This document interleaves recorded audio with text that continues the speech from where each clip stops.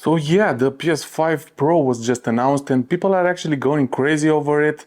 I usually don't even make these kind of videos. I'm sitting right over here in my old apartment. I'm not even in the new studio. So sorry for the poor lighting because I wasn't expecting doing this video. But we really need to talk about this whole PS5 Pro fiasco and what's going on. Especially if you're looking on Twitter, people are going crazy and for one specific reason, and you know it, that's the price. Now, it is announced for $700 or €800 if you're in Europe. And that's the biggest concern for me. Now, most of you are going crazy for that $700. Now, keep in mind that for us here in Europe, it's even more expensive than that. It's €800. And if my math is correct, then considering that the PS5 Pro for this price is coming without any disk drive, that means that the PS5 Pro compared to the original PS5 Digital Edition, it's actually double the price, at least here in Romania. So that's kind of crazy. And I know there are quite a few improvements for the PS5 Pro, especially the 2TB SSD, which is actually crazy because that storage, especially since this is a custom one designed specifically for the PS5, it was the same for the regular PS5 as well. Now that can be a bit more expensive, so I understand that price can go up a bit, especially for this reason.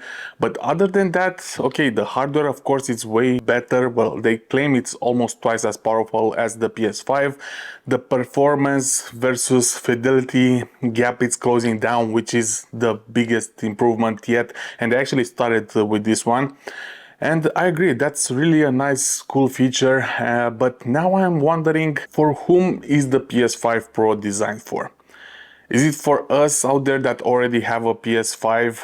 Is it for the new ones that haven't got a PS5 yet and they were waiting for an upgrade? And now if I look back for the PS4 Pro when it was announced, I do consider that that console had a bit more improvement than the regular PS4 now that we compare it with the PS5 edition. So it seems that Sony is not really going in the same trend. Well, it's not really a trend considering that we only had two Pro editions, the PS4 and the PS5, but the price difference wasn't that big. Even the PS4 Pro was way cheaper than the PS5, the regular one, and now the PS5 Pro, it's more expensive than the regular edition. And don't get me wrong, there are a couple of updates, as I said, in performance wise, we get more frames per second and the graphics are way better if you compare it to the original PS5, especially in fidelity mode, so you get more frames per second but still better graphics, so that's quite nice indeed. But I don't really know if the almost double the price it's enough to justify an upgrade or even getting a PS5 Pro instead of the regular one if you don't own one already.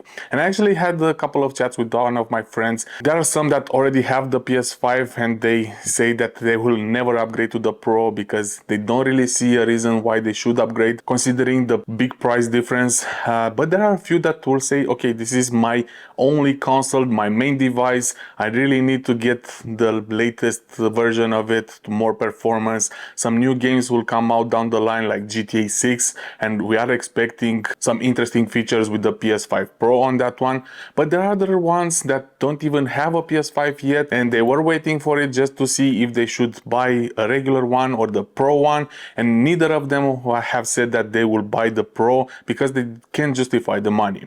Now it all depends on how the price will stick with the original one, and if you have looked into the market, the price have gone down a bit from time to time. There were a lot of sales going on and the PS5 was actually selling for quite cheap. So if you manage to get one, then good for you. I don't really see why you should upgrade now considering that you just got a regular PS5. Now this will come down to most of us and why and if we should upgrade to the PS5 Pro. Do consider that I'm actually a really big fan of Sony and the PlayStation consoles in general. I'm not sitting in my new studio, but I still have a couple of props here and there, and you can see a couple of frames from the DualShock controllers. So yeah, I'm a PlayStation first type of player, and even so, I really don't know if I will actually upgrade to the PS5 Pro. If I'll buy it, that's definitely the case. I'll get my hands on it specifically for this channel. Maybe once I have it in my hand, then comparing it with the original PS5, I can justify the upgrade and I will keep it. But if you ask me now, I really don't see why I should upgrade. And I think that's quite valid for, I don't know, maybe 80-90% for you out there. If the price was correct, then I would get it. But what's crazy for me is that Sony, it seems that they haven't learned from their mistakes. It's like we're getting back to the PS3 era, where even though the console was great, the hardware was pretty amazing, you could still not justify that price, especially comparing it with an Xbox. And they're doing it again, the same thing. They know that they are winning this generation, so probably that's why they are assuming that a lot of people will buy this console.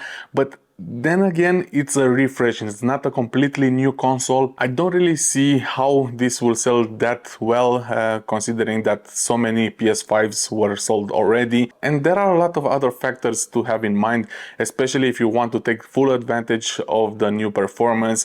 You really need a good TV or monitor. So if you don't have that on already, then you'll also have to upgrade that part. So there are a lot of things that you really need to consider, and you're closing the gap more and more if you are considering on which type of players will actually want to upgrade. So that's what got me questioning how many people will upgrade, because I don't really see too many that will do that. And who knows, maybe once we have it in our hands, then we'll just say, okay, now the price is pretty fair, let's just keep it. Maybe it will be a scenario similar to the PlayStation Portal, which a lot were complaining before and saying that why we should get that device, and now you see so many of us like that console. And who knows, maybe it will be the same scenario for the PS5 Pro. But for now, until we actually have the consoles in our hand, and that will be November 7th, until then we cannot really say if the upgrade is worth it. On paper, again, performance-wise, it's almost double, so you can say that maybe it's justified. But until we actually have it in our hands, we see that developers are actually bringing new content and updating the old ones to justify the performance of the PS5 Pro, then maybe we can say that the price is right.